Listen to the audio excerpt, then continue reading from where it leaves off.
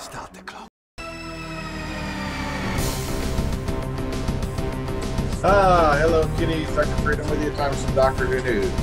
News from in and around the universe. Well, you know the rest. Well, some interesting stuff going on. Found out that the read-through for episode 7 and 8 were conducted just yesterday. And apparently this, from what we've heard, the same cast was present for both readings. Now, what does this tell you? More than likely, that episodes 7 and 8 are also another two-parter. Now, does this mean that we're looking at 6 two-parters for the season? Because if 7 and 8 are also two-parters, that means, boom, right there, your first 8 episodes are, 4 two-parters, if that adds up. Now, that's beginning to look like we're going to have 6 two-parters this season. But, well, like I said, more news on that as it comes in.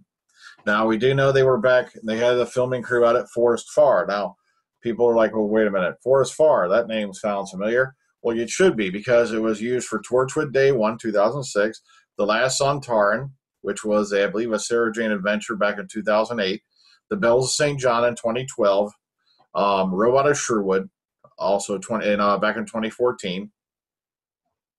And it's also now where they're filming some Series 9 stuff.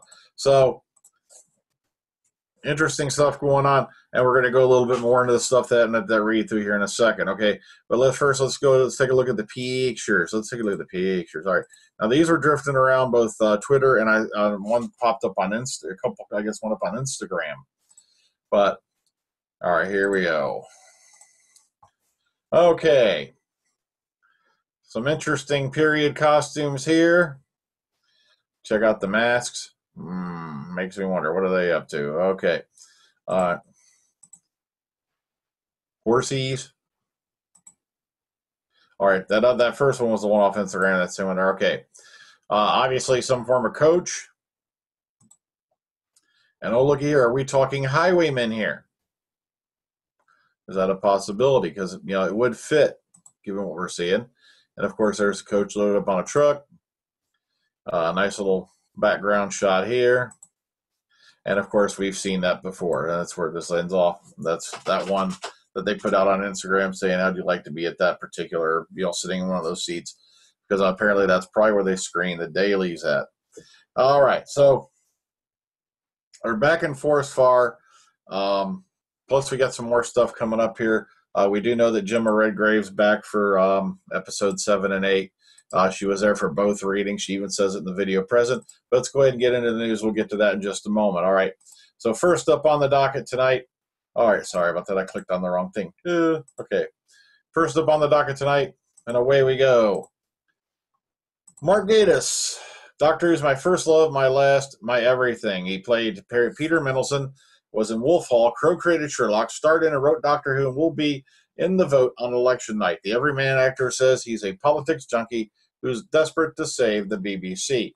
But if you scroll down here a wee bit, okay, all right, right about here. Okay. All right, I have to take issue with the notion of cold. Sherlock's the biggest drama on BBC. It's a worldwide audience, blah, blah, blah, again. All right. Okay, but then Gatiss can emphasize his lifelong fascination with Sherlock Holmes that led to the commission, just as it was his obsession with Doctor Who that led the way to his involvement in the 2005 Russell T Davies reboot. And here's a quote, quote unquote, "It's my first love, my last, my everything. I owe it so much because in so many ways it's what got me interested in acting and writing," end quote. Now, growing up, Gatiss had a fascination with horror and the gothic and the slightly macabre. He lived in Sedgefield, County Durham, and the youngest of 3, and his family home was opposite the Edwardian Psychiatric Hospital where both of his parents worked. Now he calls this the horror of everyday life, and in his 20s he wrote several novelizations of Doctor Who, which brought him to the attention of Russell T Davies when he was looking for writers for the new series. He goes, quote, "I got a call at midnight from a friend of mine saying, 'Are you sitting down?' And I said, 'No, I'm lying in bed.' He told me Doctor Who is coming back." And I'm like, "What?"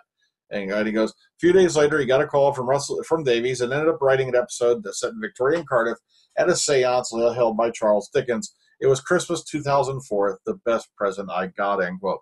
But then his whole career at the moment, he says, is fulfilling the dreams I had when I was 8. Are there any left? And then he goes into James Bond. He says, well, I don't know. But so it's a nice, friendly little interview here with Mark Gatiss. Goes into a lot of interesting topics, such as Sherlock and his other stuff he's worked on. Go take a look at it. It's over here on The Guardian. Link below in the description box will take you there as usual. Next up, over on Doctor Who TV, which I rarely go to anymore. All right, the 12th Doctor novels. Okay, here we go. They've got the covers for them, and they also got a little synopsis for each one. All right, here's Big Bang Generation. Okay, this is Deep Time. And then we have Royal Blood. So if you want to go take a look at the synopsises here, they're right here on Doctor Who TV. Be sure to go take a sneak peek if you're interested in the books. All right, here we go. Jemma Redgrave at episode 7 and 8. BBC's confirmed Jemma Redgrave will be back in Series 9 of Doctor Who, reprising the role of Kate Lethbridge-Stewart.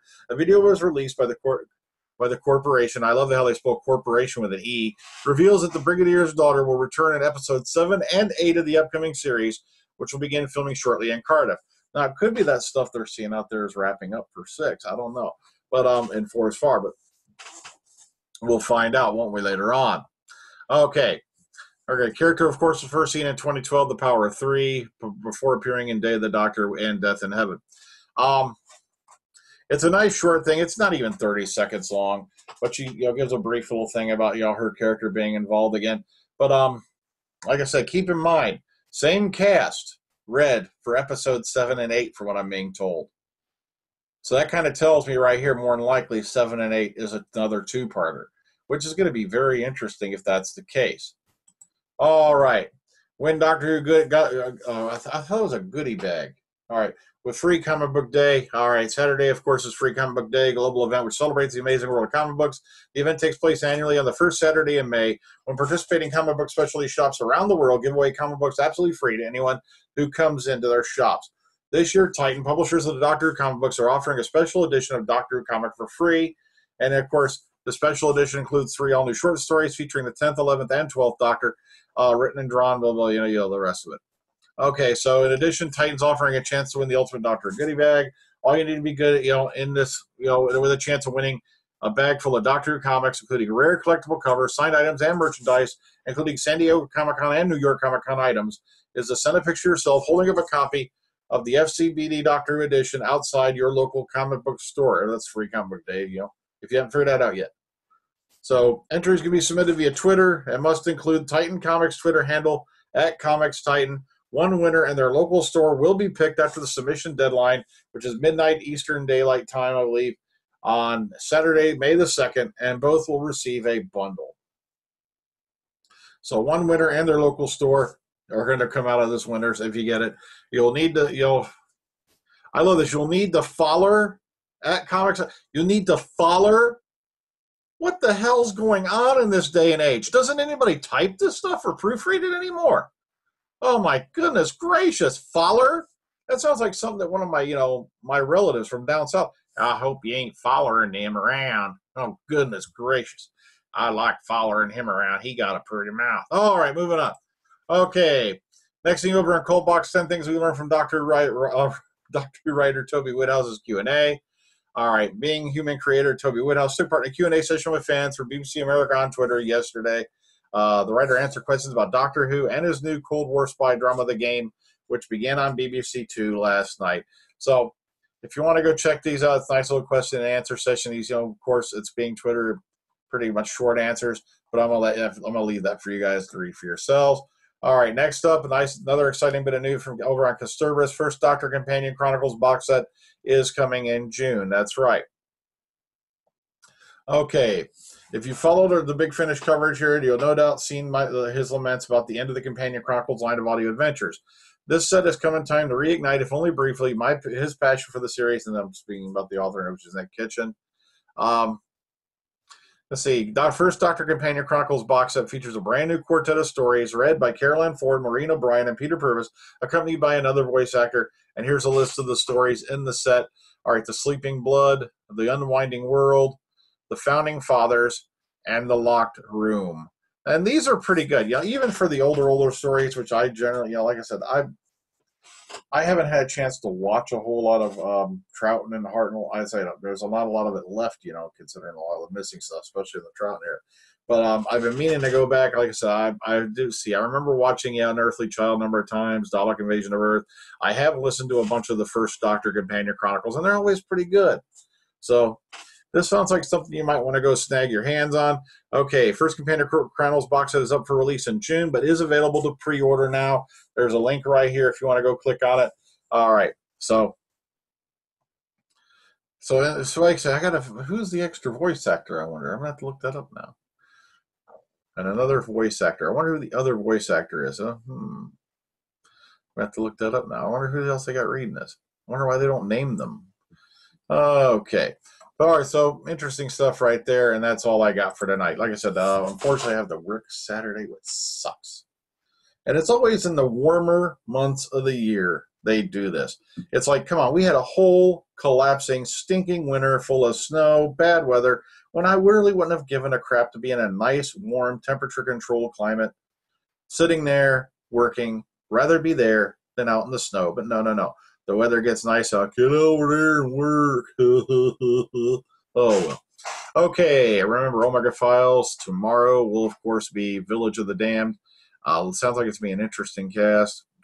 But like I said, it's not... Like I said, I have problems with it myself, but I don't want to go into it before the podcast. So we'll talk about it then. Okay, well, that's all I got for Friday. So take it easy, guys. Catch you later.